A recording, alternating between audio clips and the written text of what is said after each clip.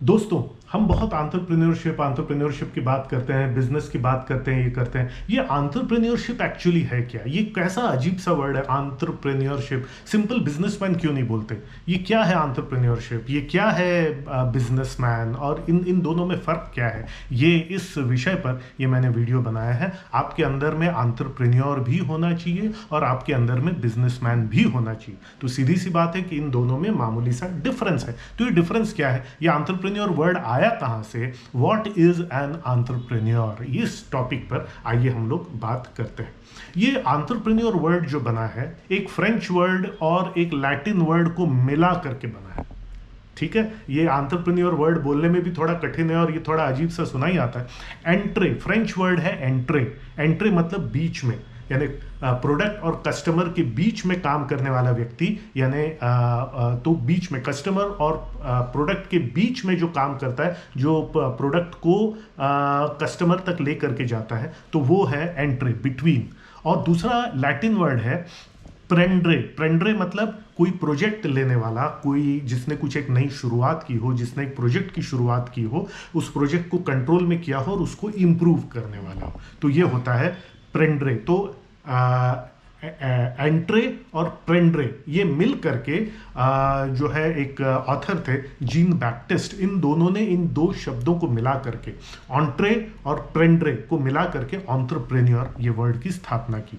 संस्कृत में भी इसका मिलता जुलता एक उदाहरण है, अर्थ प्रेरणा। मतलब एंटरप्रेन्योर बना है, कुछ शास्त्रों में लिखा है अर्थ प्रेरणा से एंटरप्रेन्योर। ये भी एक हमको लिटरेचर में मिलता है। और इसका मतलब सेल्फ मोटिवेटेड। सेल्फ मोटिवेटेड मतलब अंदर से प्रेरणा उसको आती है पैसा कमाने की। कैसे पैसा कमाने की प्रेरणा आती है? प्रोडक्ट या सर्विसेज और कस्टमर के बीच की कड़ी बंद करके प्रोडक्ट्स या सर्विसेज कस्टमर तक पहुंचाने वाला, तो एंटरप्रेन्योर। अब धीरे धीरे इसका मीनिंग जो है वो धीरे धीरे लोगों ने अपने अपने हिसाब से इसको समझना शुरू किया।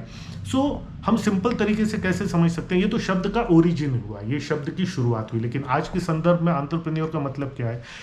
ये एक ऐसा व्यक्ति है जो नई आइडिया से कोई नया और या फिर कोई रिन्यूड बिजनेस जो है वो स्टार्ट करता है। फॉर एग्जांपल मैकडॉनल्ड्स के जो मालिक है रे क्रोक, उन्होंने मैकडॉनल्ड्स नाम का दो भाई चलाते थे शॉप, उसको ले करके उसको मॉडिफाई किया, उसको रिन्यू किया और मैकडॉनल्ड्स की एक कंप्लीटली नया सिस्टम जो है वो ले करके आया। यानी एक एंटरप्रेन्योर ट्रू सेंस में ब्रह्मा जी का रोल अदा करता है, क्रिएटर होता है, या कभी कभी विष्णु का रोल करता है, उसको रिपेयर करने का काम करता है। सबसे ज्यादा एंटरप्रेन्योर वो, तो हमको समझ में आया एंटरप्रेन्योर वो जो कोई भी नया वेंचर शुरू करता है, कोई भी नया एंटरप्राइज शुरू करता है, उसकी मैक्सिमम रिस्क वो लेता है। यानी आर्थिक रिस्क है, समय की रिस्क है, बाकी रिसोर्सेज की रिस्क है, वो लेता है। और चूंकि वो सबसे ज़्यादा रिस्क लेता है, इसलिए सबसे ज़्यादा प्रॉफिट या बेनिफिट भी उसको मिलता है। पूरी दुनिया में, पूरी इतिहास में ये बात तय है कि जिसने सबसे बड़ा कैलकुलेटेड रिस्क लिया है उसको उतना बड़ा इनाम भी मिला है। जो रिस्क नहीं लेते वो जॉब करते हैं, नौकरी करते हैं और उनको पता है कि इतना पैसा तो मिलेगा ही, उससे ज़्यादा उनको मिलेगा नहीं। पर एंटरप्रेन्योर रिस्क लेता है, प्रॉफिट्स को डिस्ट्रीब्यूट करता है, इसलिए सबसे ज़्यादा प्रॉफिट उसके खुद के लिए भी उसको मिलता है। ठीक है। डैन सुलिवान एक बहुत अच्छे ट्रेनर लेखक हैं। उन्होंने कहा था एंटरप्रेन्योर वो व्यक्ति होता है जो किसी भी रिसोर्स को लो लेवल ऑफ प्रोडक्टिविटी से हाई लेवल ऑफ प्रोडक्टिविटी तक लेकर के जाता है। कोई भी रिसोर्स, यानी समय का रिसोर्स, 1 घंटे में जितना वैल्यू क्रिएट की जा सकती है, एंटरप्रेन्योर एक्स वैल्यू अगर क्रिएट होती है, एक्स पैसा कमाया जाता है, इतना सामान बनता है, इतनी प्रोडक्टिविटी है 1 घंटे में, तो 1 घंटे में उससे 4 गुना प्रोडक्टिविटी कैसे हो सकती है, एक्स से 4x कैसे हो सकती है, ये एंटरप्रेन्योर करता है। तो समय को वो मल्टीप्लाई करता है, समय के रिजल्ट को मल्टीप्लाई करता है। एक आदमी इतना काम कर सकता है, एक आदमी से maximum productivity, low level of productivity पे वो आदमी है, उससे हाई लेवल ऑफ प्रोडक्टिविटी कैसे निकाली जा सकती है। कंप्यूटर्स हैं, संसाधन है, इंफ्रास्ट्रक्चर, इससे आज जितनी कमाई हो रही है उससे ज्यादा कमाई कैसे हो सकती है, ज्यादा कस्टमर्स कैसे सर्व हो सकते हैं, ज्यादा नाम कैसे हो सकता है, ज्यादा ब्रांडिंग कैसी हो सकती है। तो कोई भी रिसोर्स हो, खुद खुद इंसान एक रिसोर्स है। एक इंसान से जितना काम होता है उसको टेक्नोलॉजी के यूज से, सॉफ्टवेयर के यूज से 4 गुना कैसे किया जाता है, ये एंटरप्रेन्योर सोचता है। और इसीलिए एंटरप्रेन्योर ग्रो करता है। और चूंकि वो इसमें वो रिस्क भी लेता है, हर वेंचर सक्सेसफुल नहीं होता है, हर वेंचर जो है हर प्रोजेक्ट सक्सेसफुल नहीं होता है, हर बिजनेस सक्सेसफुल नहीं होता है। चूंकि वो रिस्क लेता है, पटकनी भी खाता है, इसलिए जो बिजनेसेस चल जाते हैं उसमें उसको मैक्सिमम बेनिफिट भी होता है, नाम भी होता है, और इस प्रकार से होता है। सो एंटरप्रेन्योर वो व्यक्ति है जो किसी भी रिसोर्स को, किसी भी संसाधन को लो लेवल ऑफ प्रोडक्टिविटी से हाई लेवल ऑफ प्रोडक्टिविटी तक लेकर के जाता है। चलिए आगे बात करते हैं। कोई भी रिसोर्स, ठीक है, कोई भी रिसोर्स को बेसिकली वो करता क्या है, वो एक एंटरप्रेन्योर, नोट कर लीजिए इन चीजों को।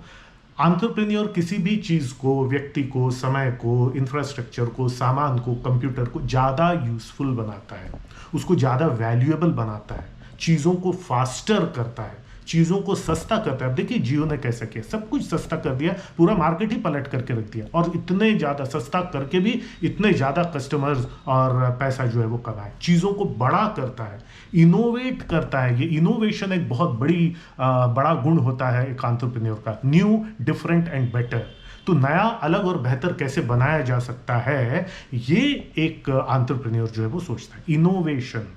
Innovation means creating new, different and better, और इन सब से रिलेटेड आइडियाज उसके मन में आते हैं, आइडियाज लेवल पे रहता है, क्रिएटिविटी के लेवल पे रहता है। वो है एक हमारा एंटरप्रेन्योर। इसीलिए एंटरप्रेन्योर पैसे वाला बनता है, ठीक है। उसमें लीडरशिप रहती है, उसमें लीडरशिप ये रहती है कि वो और लीडर्स को बनाता है, दूसरों को पैसे वाला बनाता है, इसलिए खुद वो पैसे वाला बनता है, ठीक है। इन्फोसिस ने सबसे ज्यादा करोड़पति बनाया है आज तक, और इसीलिए इन्फोसिस का मालिक मल्टीपल करोड़पति व्यक्ति है। He has the ability to sell ideas. इसके मन में आइडिया है, एग्जीक्यूट करने के लिए उसको मैनेजर लगेगा, शायद एक बिजनेसमैन लगेगा, ठीक है, पर उसको आइडिया को बेचने की, अपना विजन और मिशन बनाने की उसके अंदर में काबिलियत है, इसलिए लोग उनकी तरफ खींचे चले जाते हैं। और ये आइडियाज बेसिकली सब यही होते हैं कि लोअर लेवल ऑफ प्रोडक्टिविटी से हायर लेवल ऑफ प्रोडक्टिविटी तक कैसे जाए। जियो ने सोच लिया था कि कॉमन से कॉमन आदमी तक, गरीब से गरीब आदमी तक फोन कैसे पहुंच सके, और सिम कार्ड और इंटरनेट कैसे पहुंच सके, ये एक एंटरप्रेन्योर की सोच रहती। अब आगे बढ़ते हैं, तो फिर ये सब एंटरप्रेन्योर करता है, तो भाई फिर बिजनेसमैन क्या करता है, तो आइए डिस्कस करते हैं the difference between entrepreneur and businessman. Entrepreneur काम करता है ideas, mindset, risk taking, decision making ability होती है। बिजनेसमैन की क्या एबिलिटी होती है, बिजनेसमैन जो है ये आइडियाज को अगले स्टेप पर लेकर के जाता है। He goes in to the action, वो एक्शन टेकर होता है, जिससे वो एक कंपनी का इंफ्रास्ट्रक्चर बनाता है, मशीनें लेकर के आता है, ये सब लेकर के आता है, ताकि इस आइडिया को मूर्त रूप दिया जा सके, भौतिक रूप दिया जा सके, और एक्चुअल रियलिटी में फिर पैसा बने, लोग जो है वो और ग्रो करें, लोग और पैसा कमाएं, कस्टमर्स खुश हो, दुनिया की में वैल्यू बढ़े, और वो पूरा 7 हॉर्सेस का संचालन हो, पूरा 7 हॉर्सेस वो अरेंज करता है, जिससे ये बिजनेस जो है वो रन हो सके। अगर आपने अगर आप मेरे ट्रेनिंग सर्कल में हैं तो आप जानते हैं 7 हॉर्सेस क्या है।